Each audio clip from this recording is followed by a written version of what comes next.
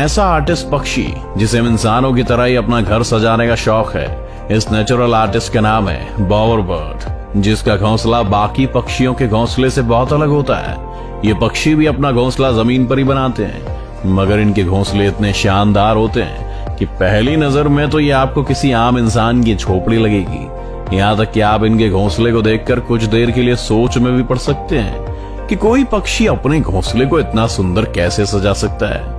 वैसे घोंसला बनाने के लिए पक्षी किसी हीरे जवाहरात का यूज नहीं करते, बल्कि इसके लिए ये भी ज्यादातर पक्षियों की तरह पतली और सूखी लकड़ियों का इस्तेमाल करते हैं। इन लकड़ियों की मदद से ही अपने घोंसले को झोपड़ी नुमा आकार देते हैं। एक बार जब इनका घोंसला बनकर तैयार हो जाता है तो बॉवर बर्ड रंग बिरंगे फूल पत्तियों से सजाने में लग जाते हैं। इन्हें अपने घोंसले और उसके आसपास की जगह को सजाने का इतना शौक है कि इन्हें जो भी चीज मिलती है ये उसे लाकर अपने घोंसले में सजा देते हैं। ये सब देखकर एक बात तो कही जा सकती है कि इन पक्षियों के अंदर एक इंटीरियर डिजाइनर तो जरूर मौजूद है।